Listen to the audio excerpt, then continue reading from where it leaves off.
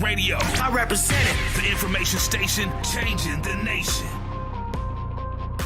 Of his character as a legal obligation during the operation of the discharge.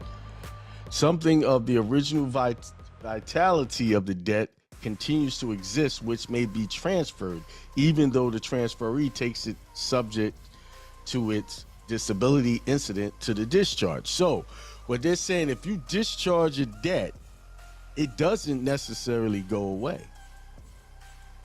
That debt is still can be collected on. They can pass it on. They can assign it to someone else. So you don't want to do discharge. It's basically what this is saying. You want to be able to extinguish the debt completely, where they're not coming back to you for it. And the only way to do it is to organize your estate properly, and we're going to show you the steps of what you need to do. All right. The fact that it carries something which may be a consideration for a new promise to pay so as to make an otherwise worthless promise a legal obligation makes it the subject of transfer by assignment. This is why when people are trying to discharge, they'll ignore you and still collect. And I could tell you this has been my experience. Now, this is something I did to a car I had purchased. I had a note on some years ago when I was trying to play around with different methods of discharge. I went in on the account electronically, figured out what my account number through my Social Security was, put in those numbers, and paid the debt in full. It lasted for 2 weeks and it came back. But here's the interesting thing about it. When it came back, it never hit my credit report again. Although they kept calling me for the money and wanted the money and threatened to take the car if I didn't make the payments. That car to this day is not showing that I paid off that car or did anything. And reading this definition helps me understand why. I did not extinguish the debt. I discharged it, but I didn't get the obligation off of me. So therefore, we got this payment by way of discharge through the Social Security number, but hey, this guy don't know what he's doing. We're going to still hang him up and get the money anyway. This is why if any of you have ever done discharge the other ways where you make the money or as a minimum, they'll keep that money order, never send it back, but still want you to keep the money. Can anybody on here agree with what I just said? Have that same experience? I know there's a couple of people on here, at least 2 people on here have had that experience. Right? And they'll actually go through something to accomplish something. Say it again. You have to go through something to accomplish something. Unfortunately, a lot of people are not willing to go through something to accomplish something. It's too hard. That's too much. I hear people say it all the time. Man, that's... Yo, what up, what up? It is Tuesday, December the 19th. What is it? We got 12 days left to the month. Turn this week down.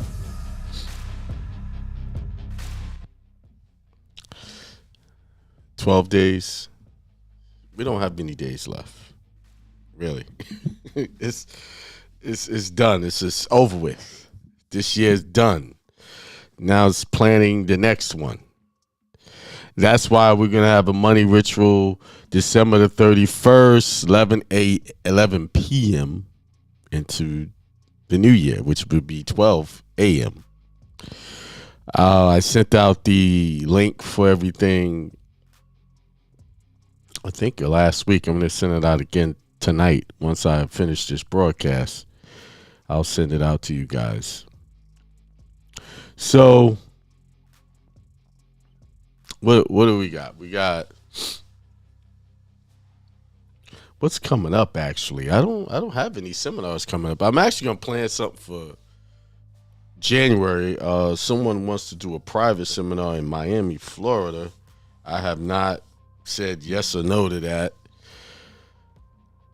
Yeah, I might. I'll see.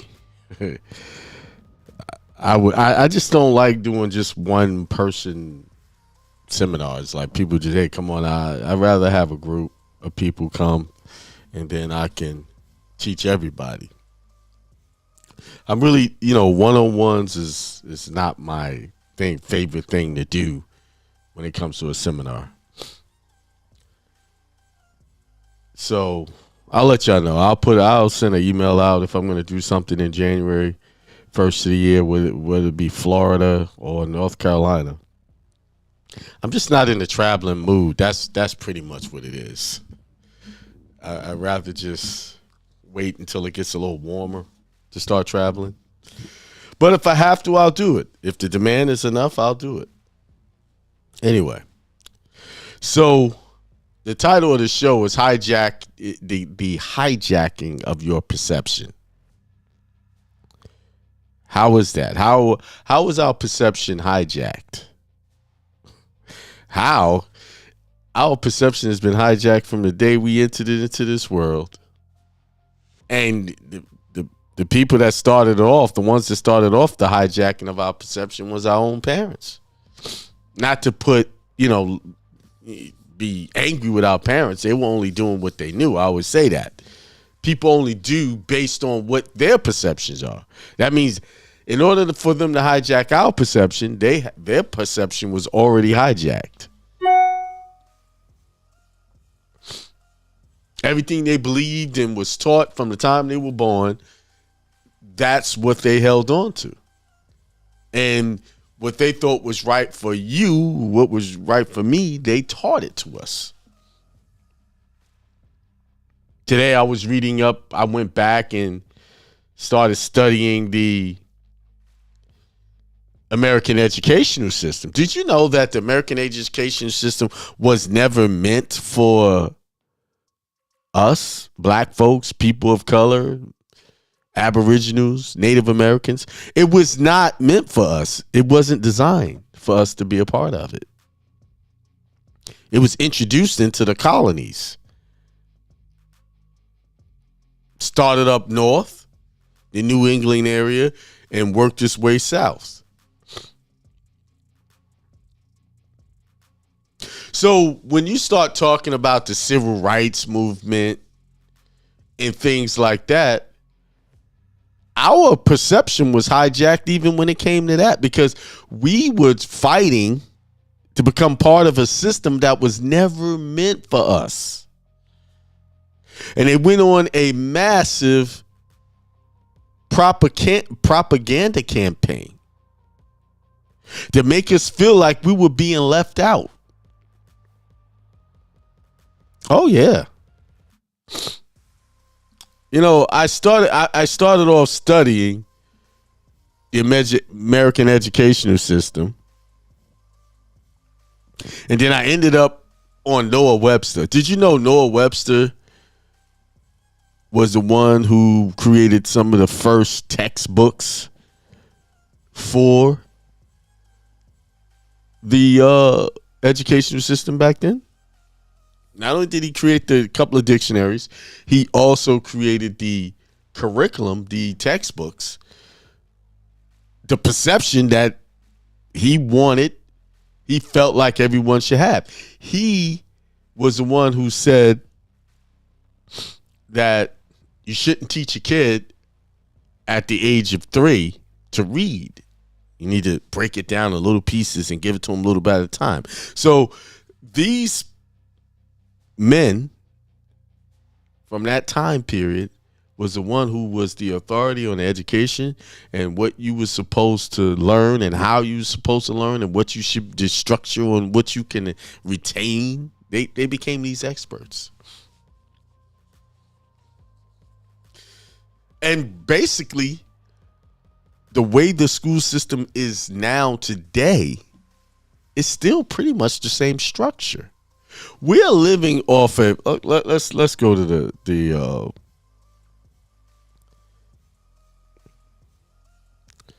Let's go. I'll tell you when. There's so much to read here, so I'm not gonna. I'm gonna try to I'll share this to you with you.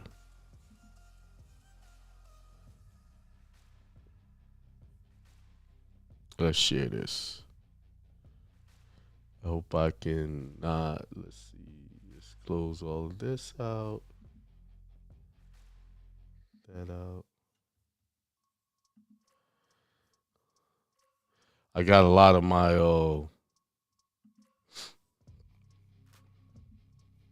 work windows up for the low, so I don't want all of that popping up, and so I'm closing all these windows up so I can have just what I want to show up. I haven't figured out this whole eCam thing. Right? Okay, so let's do this. There we go. Came up just like I wanted it. There it is. This is History of Education in the United States. So it says the first American schools in the 13 original colonies opened in the 17th century. Boston Latin School. So the Boston Latin School was the first school, was founded in 1635 and is both the first public school and oldest existing school in the United States. So they're basically saying that school still exists. You see what I'm saying? That's what they're saying. They're saying that school still exists. And if that school still exists, so does the same principles and ideals on how to educate children still exist. It has not really evolved into anything better. Yes, they got technology in the schools and different forms of teachings, but the basic structure of school is pretty much the same as it was when it was created back then. So this is why most children, by the time they hit school or finish school, they have been dumbed down. One day, I got to write this down. I'm going to do a show on how they did this study on genius. And I'm going to read that to you and show you how the school systems really kill your creativity and kill your genius. Because think about it. One of the hardest things that I asked my daughter, she's 17 now. What do you want to do? Everything she wanted to do was clear when she was younger. Now as she got older, it became unclear. Why? School has killed her creativity. Where she can't think properly into what she wants to do. Children usually have a clear insight, a weird vision of themselves. And we say, oh, that's kid thinking. We want to make them adults. We want to make them more so they can fit into society.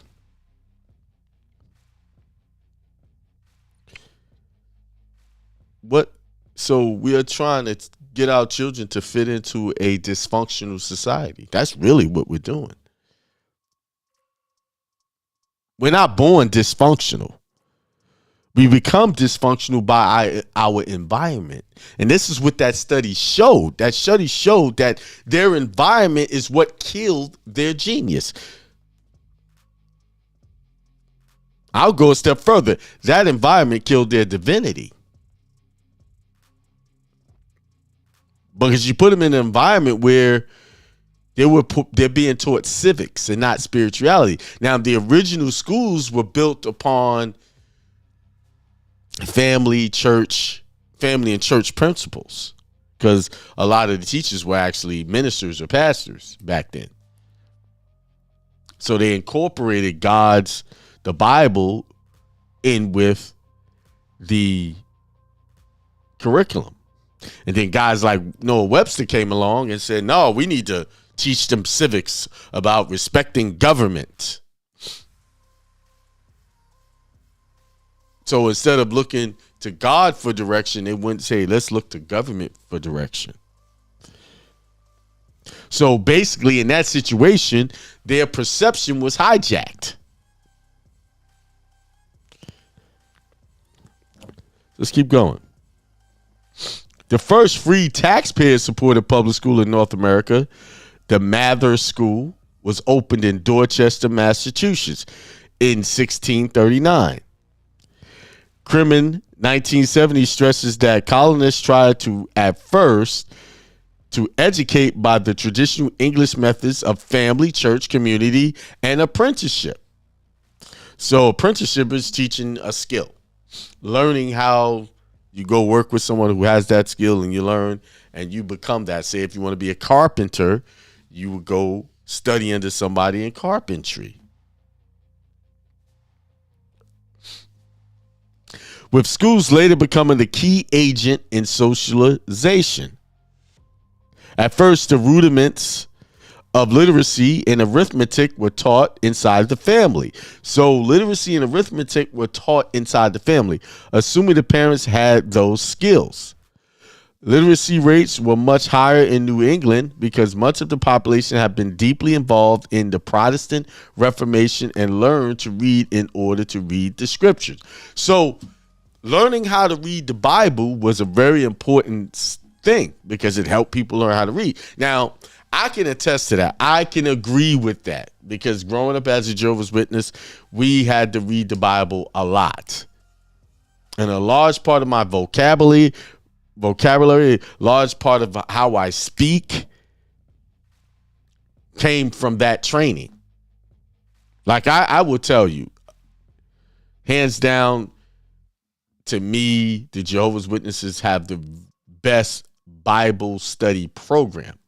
I'm not saying Bible study beliefs, but the way their method of teaching people the scriptures, to me, hands down, is by far superior to any educational system that you can go to.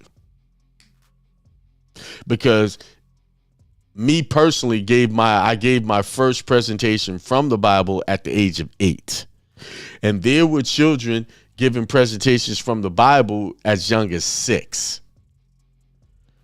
So, and you will find that a lot of young Jehovah's Witnesses children are reading fluently before they even hit school. And I've seen that firsthand. It's when they hit school that the problem starts to things become a problem. Once they get into that school system, things become a real big problem for the average Jehovah's Witnesses because of the peer pressure of all of the things that they can't participate in. And at the same time, being far as on the educational and reading level, they're typically already at high school levels once they're even in elementary school. Like my brother, when they tested him, he was at a high school level in elementary.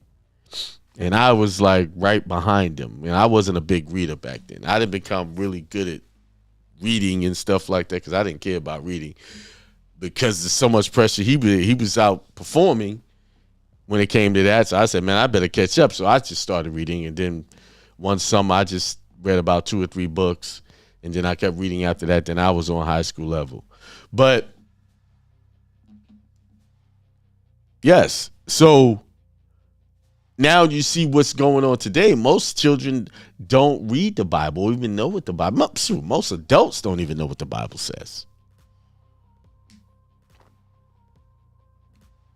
I was talking about the Bible in one of my, I always talk about the Bible, but someone got on my page and started talking about, I know your Bible better than you. And I was like, and he quoted something that didn't even exist in the Bible. See, there's people who believe they know, and there's people who know they know. See, it's my strong belief that never test a person who has read the Bible thoroughly cover to cover. Me, I've read it thoroughly cover to cover twice. From page 1 all the way to the end. Not many people can say they did that. Not many. I believe a large amount of the pastors that are teaching out of the Bible today have not ever done that. They just study on different points. Because if you study the Bible, if you read the Bible thoroughly, you will quickly see that a lot of stuff that's being taught in the church is misrepresented, misinterpreted, Because in order to understand a book, you really need to read it from cover to cover. You cannot understand a book reading a few chapters and thinking you know the Bible. That's not knowing the Bible.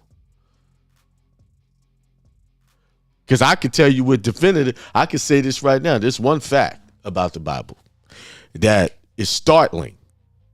And when you really think about it, it makes you think. It makes you question your faith. And here's the thing.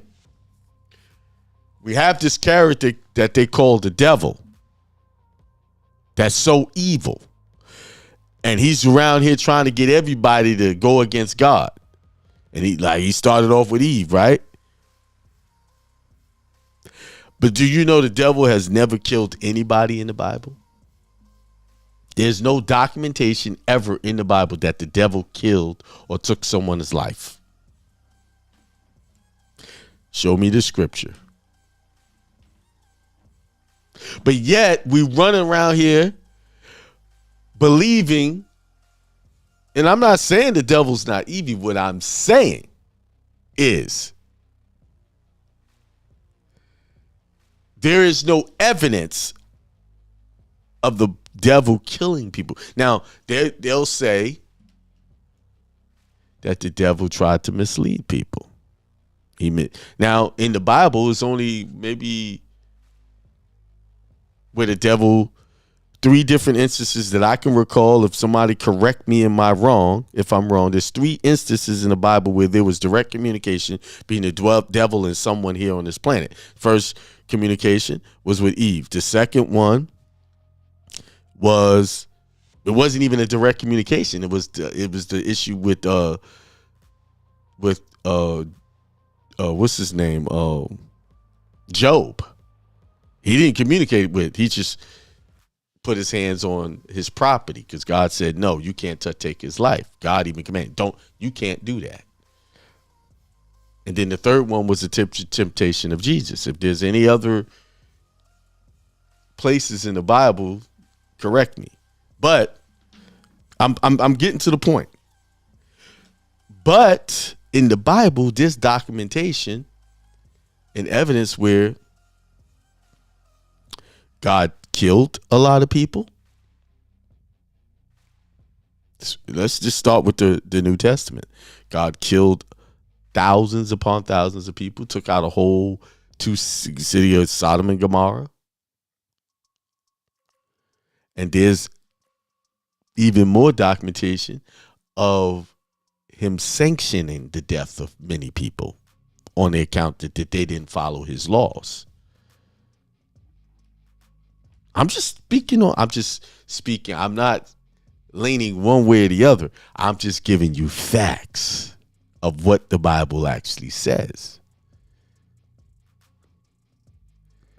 You know, the average Christian would say, well, they didn't follow God's rule. They deserve to die. But yet, Satan, the devil, is made the villain, and he has not laid a hand on taking anybody's life. He wasn't even allowed to do it. What he's allowed to do is mislead you and trick you. And then when you get tricked by the devil, you get punished by God. But somehow the devil remains alive and kicking and keep doing the misleading.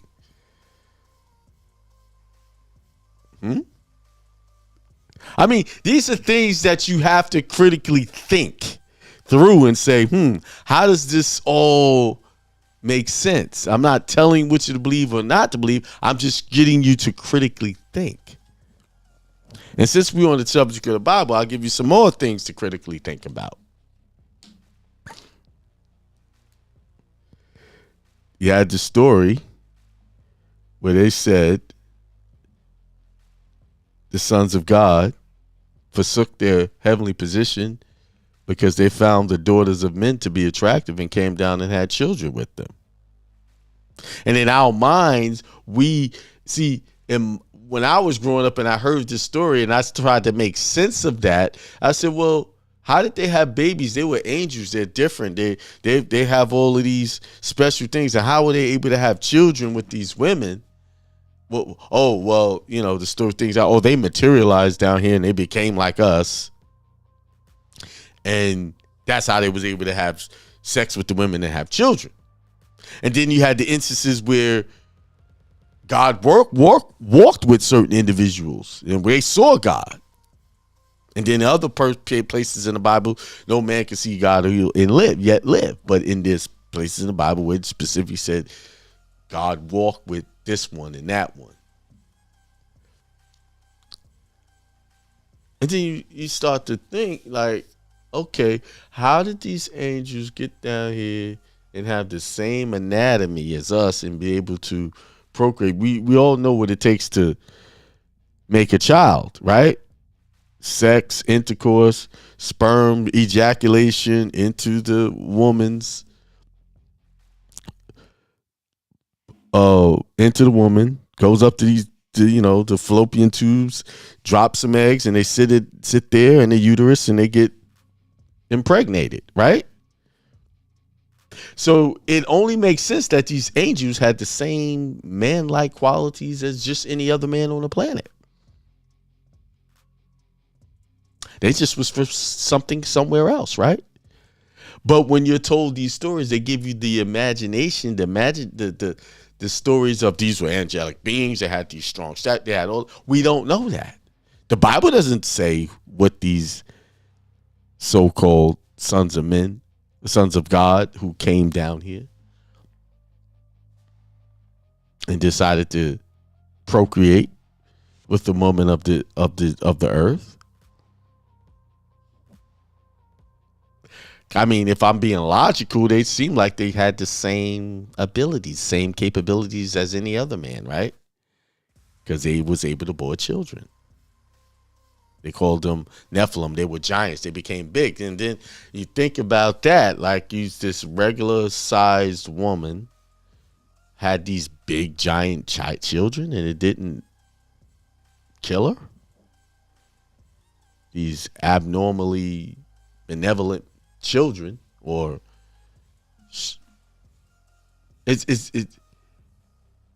yeah, these are things just to think about when it comes to the Bible. And this all goes to what I'm saying. Your perception is being hijacked because instead of critically thinking these things through, well, wait a minute, that don't make sense. And as a kid, you tried because you were in such close proximity to genius. Your genius mind picked up on these inconsistencies and you started to ask questions. Like, Mommy, Daddy, that don't make sense. Like, well, how does this? Because when it didn't make sense, you tried to figure it out. You were logically trying to put it together. Y'all see where I'm going, right? Because I'm trying to show you that when you was as a child, you was more smarter and brighter and more intelligent and genius. Because the studies proved that. The studies proved that children are geniuses coming out of the womb. They proved it. It said over 90% of the children was considered to be a genius by the science's standard. Then as they got assimilated into society and went to schools and listened to all of the directions that they was getting from all the people that were supposed to be the experts on everything, they became less genius. So when I've said this for years, you already encoded with all of what you need from the time you hit this realm. And we were supposed to be in an environment to increase that perfection. But yet we were born into an environment that's just totally dysfunctional. And over time, your environment changes you, changes your mindset, changes your perception.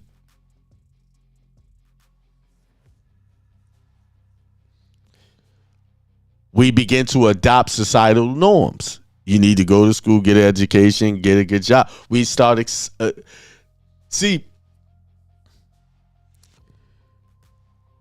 what we are calling normal is actually abnormal. It's actually insanity. It's insane. It's crazy. That's why when people like myself talk like I do, I sound crazy to other folks because their perception is so hijacked that they don't see that what I'm saying is normal and what they're doing is abnormal. Yes, I'm telling you, it is abnormal for us to take our children and give them up to an institution to educate them. We're supposed to be the educators of our own children. I'm sorry, I figured this out kind of late. My children got older. It was already well established in these entities. We're supposed to be the leaders in their education and giving them our principles as our family principles, not governmental family principles.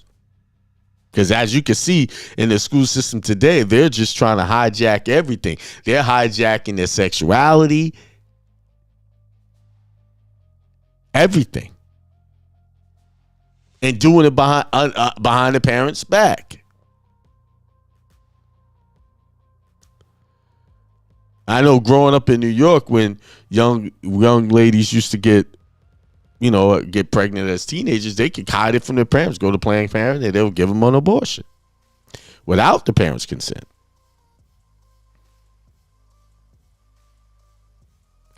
So it clearly shows that the state, the governmental entities are really trying to hijack your perception, and they want to be your God. They want to be a God of all information. And why is that? So you can do what everybody else wants to do. Fight for jobs with the potential of being laid off or fired. They want you to be in a never-ending perpetual cycle of desperation. That's what it's all about. Because when you look at how children are basically genius at a very young age, and then they lose it over time, and they become just like everybody else, deaf, dumb, and blind. That's really what's going on. By the mid-19th century, the role of the schools in New England had expanded to such an extent that they took over many of the educational tasks traditionally handled by parents. See? Parents handed to me, it's like an intellectual sacrifice that we're doing of our children when we hand them over to these institutions. All the New England colonies required towns to set up schools, and many did so. In 1642, the Massachusetts Bay Colony made proper education compulsory. Other New England colonies followed this example. Similar statutes were adopted in other colonies in the 1640s and 1650s. In the 18th century, common schools were established. Students of all ages were under the control of one teacher. You see it? Students of all ages was under control of one teacher in one room. Although they were publicly supplied at the local town level, they were not free. Students' families were charged tuition or rate bills. Literacy rates are disputed, but one estimate is that at the end of the colonial era, about 80% of the males and 50% of the females were fully literate, i.e. able to both read and sign their names. The larger towns in New England opened grammar schools, the forerunner of the modern high school. The most famous was the Boston Latin School, which is still in operation as a public high school. Excuse me. As its name implies, the purpose of Boston Latin and similar later schools was to teach Latin and Greek, which were required for admission to Harvard College and other colonial colleges. I would suggest people start learning some Latin, because actually a lot of your legalese is all Latin. Hopkins School in New Haven, Connecticut was another. By the 1780s, most had been replaced by private academies. By the early 19th century, New England operated a network of private high schools, now called prep schools, typified by Philip Andover Academy, Phillips Exeter Academy, Hopkins School, Deerfield Academy. They became the major feeders for Ivy League colleges in the mid-19th century. These prep schools became coeducational in the 1970s and remain highly prestigious in the 21st century and as expensive as the elite colleges they feed. So let's go down because I want to get to a point here. I think this is something y'all need to know about.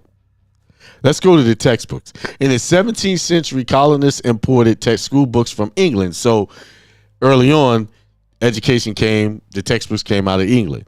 By 1690, Boston publishers were reprinting the English Protestant Tudor under the title of the New England Primer.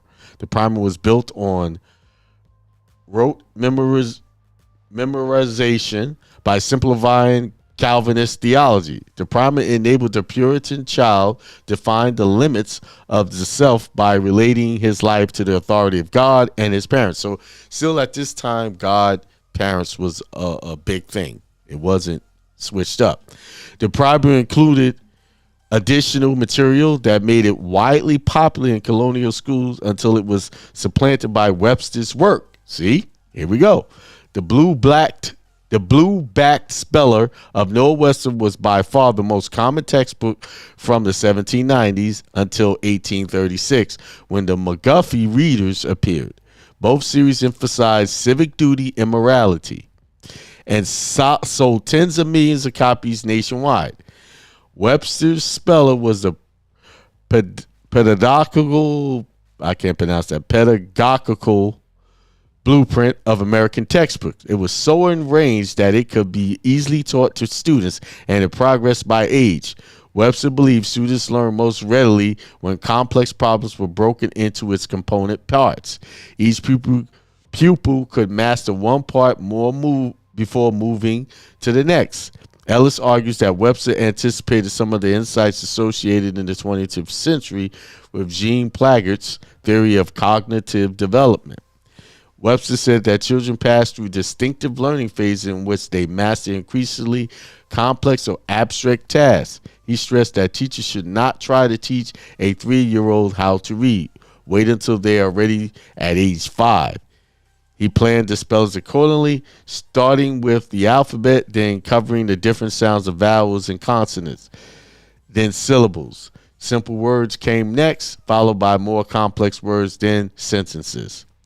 Webster's Spellers was entirely secular. It ended the two pages of important dates in American history, beginning with Columbus' discovery in 1492, ending with the Battle of Yorktown in 1781. So you can see how they were hijacking perception back then. And basically, when you look at this, we're still on our public educational system is still on this model. So I wanted to get to something else to show you something that I was reading. I read a lot. And you know, Horace Mann promotes Prussian model. This is another part. I think I'll read this one. Upon becoming the Secretary of Education of Massachusetts in 1837, Horace Mann worked to create a statewide system of professional teachers based on the Prussian model of common schools. Prussia was attempting to develop a system of education by which all students were entitled to the same content in their public classes. Mann initially focused on elementary education and on training teachers. The common school movement quickly gained strength across the North. Connecticut adopted a similar system in 1849, and Massachusetts passed a compulsory attendance law in 1852. Mann's crusading style attracted wide middle-class support. Historian Elwood Kerberly asserts, no one did more than he to establish in the minds of American people the conception that education should be universal, non-sectarian, free, and that its aim should be social efficiency, civic virtue, and character, rather than mere learning or the advancement of sectarian ends. So this dude took, Prussia is what we call Germany today. We all know what happened in Germany way back when. I could go on and on about Horace Mann, but I wanted to get down here. It says schools for black students. In the early days of Reconstruction era, the Freedmen's Bureau opened 1,000 schools across the South for black children. This was essentially building on schools that had been established in numerous large contraband camps. Freedmen were eager to schooling for both adults and children, and the enrollment was high, enthusiastic. Overall, the Bureau spent $5 million to set up schools for blacks. By the end of 1865, more than 90,000 freedmen were enrolled as students in these schools. The school curriculum resembled that of schools in the North. Many Bureau teachers were well-educated Yankee women motivated by religion and abolitionism. W.E.B. Du Bois wrote the zealous spirit and success of what he referred to as the Crusade of New England schools. Ma'am, half the teachers were Southern whites, 1/3 were blacks, and 1/6 were Northern whites. Most were women, but among African American male teachers, slightly outnumbered female teachers. In the South, people were attracted to teaching because of good salaries at the time when the societies was disrupted and the economy was poor. Northern teachers were typically funded by Northern organizations and were motivated by humanitarian goals to help the freedmen. As a group, only the black cohort showed a commitment to the racial equality. They were also the ones most likely to continue as teachers. So I wanted to get to where they were talking about civil rights, and they had Native American missionary schools. So y'all can read that in your spare time, but I'm trying to find this where it showed how the Democratic Party, which most black folks subscribe to, was the ones who were trying to underfund the black schools when they started to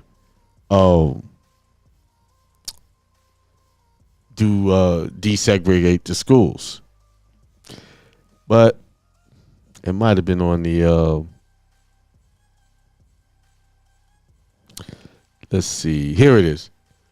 For much of history, education in the United States was segregated or even only available based upon race. Early integrated schools such as the Noyes Academy, founded in 1835 and in Canaan, New Hampshire, often were met with fierce local opposition. For the most part, African Americans received very little to no formal education before the Civil War. That don't make any sense, because I showed y'all how in 1865, when they abolished slavery, when that was officially abolished, you had all these educated brothers who created the Constitution called the 1868 Reconstructed Constitution of Louisiana. So, I don't believe that. I'm trying to look for that where it must have been under when I clicked over to Webster. Where's Webster at? I can go right here, go back to the page I was on. Okay. Because it was talking about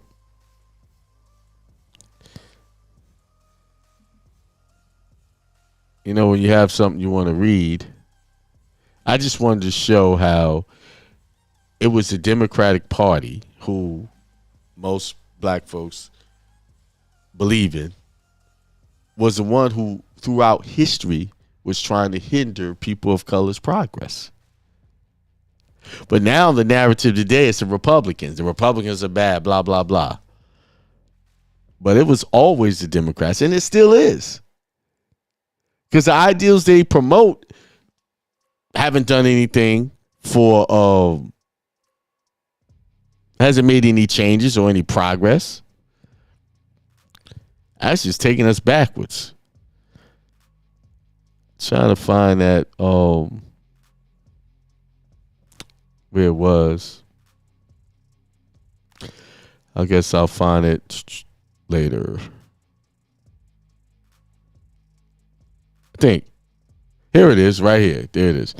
Republican governments during the Reconstruction era built the South's public school systems, establishing the first such schools in such places, and supported them with general taxes. For the first time, both whites and blacks would be educated at the expense of the state, but legislators agreed on racially segregated schools.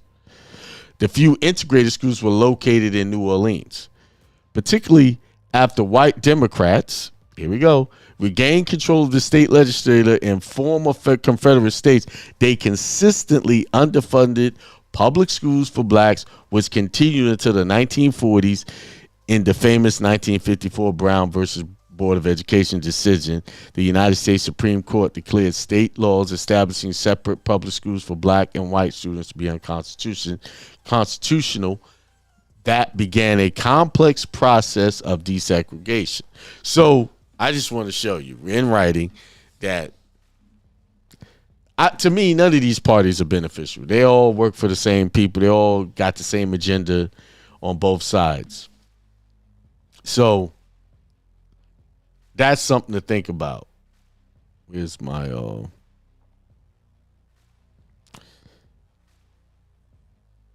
my thing here? Okay. There you go. I just showed you the blueprint on how they hijacked your perception on everything you think you know or want to believe. Then even in our religions, we're hijacked. Because do we really know the truth? We say we believe in the truth and we have all these belief systems, but really, what is your belief system based off of? How do you know what you're reading is accurate when you know we have many versions of the Bible? We have many thousands of revisions of the Bible. And you know, people create revisions based on their perception. They hijack the perception of what they want you to believe. That's why it's important for you to study yourself. You got to get a personal relationship with what you're trying to know. And what I do in helping and coaching people, I'll give information to people. Here's the information. This is where you can find it. Just look at the video, look at the template, and all the answers is pretty much there. I try to be as thorough as possible. And then what happens? Whatever they're working on, they get a letter from whatever entity that seems like they're not going to get what they're looking for. And they send me, hey, I got this letter. What do you think it is? You know what I say? What I think of it is what I said in the video that I gave you, because whenever I do a teaching, I give you the possible scenarios of outcomes that going to be there. Like, for instance, someone's had an IRS issue. And I told them, anybody who has ever heard me talk about the IRS and how you need to send them a dispute, whatever amount it is, and what the letter is going to look like, what they're going to give you, IRS hasn't changed their methods at all since I've been working on this since 2015. You send them a letter disputing the amount, and all they're going to do is send you a letter. We need more time. We have to research this here. Give us 60 days. I say that in every consultation. But guess what happens? They get the letter. It says that. What do I do? How do I? You got another letter that'll address this? No. See, what happens is think about it. What I just said about how you start off as genius and then you get dumbed down. They're so dumbed down. I'm not saying this to insult anybody. I'm saying this because this is what it is. They're so used to just being told what to do that they don't stop and think, well, maybe let me go back to this video he gave me and get the answer. Or let me go back to the notes where he said this. Whenever I know, I say the same thing pretty much all the time because these things haven't changed much. And this is this compulsory education system that we've been brought up in, this system that we has brought up in, this is the product that they put out.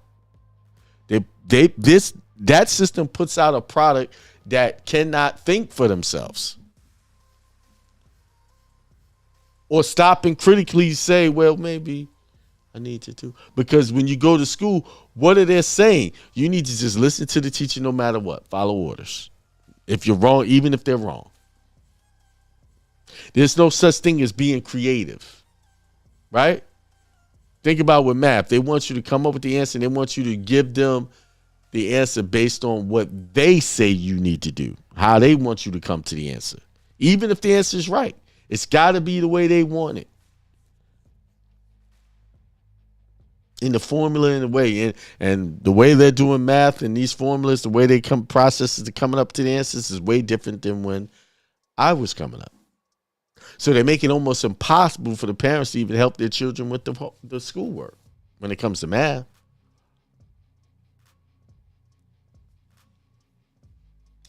All right. It's Wikipedia, bro. Somebody wants the link. It is. So who's out there? We got Omar L. Peace. Sim Shabazz says peace to all. Discipleship Ministry, SC, says peace. Big Man Eater says peace to the gods within. And theoretically, God says abundance of peace, prosperity to all. I already put that link in the chat for you. I put it in there. There it is on the screen. There it is. All right, it's 8:06. It's Tuesday.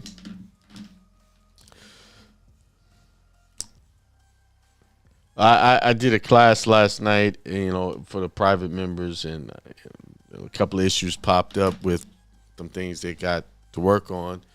And I'm basically like, I'm not taking any more drama for the rest of the year. I'm on vacation from the drama. So if y'all got problems, save it to the new year. Save it. Okay?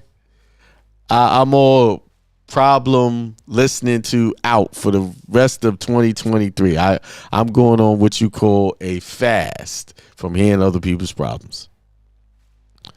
All right. So,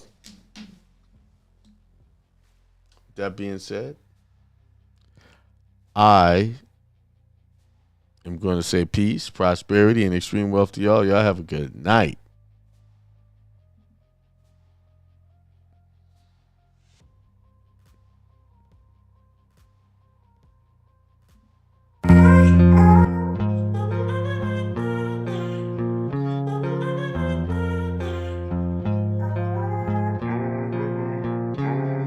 Peace, prosperity, and extreme wealth to all you guys. This is Hindsight Radio. I represent it. The information station changing the nation. There are no excuses why you can't succeed, why you can't get it done. There are no excuses. I don't want to hear I got so much to do. You got so many other things to do other than work for your success.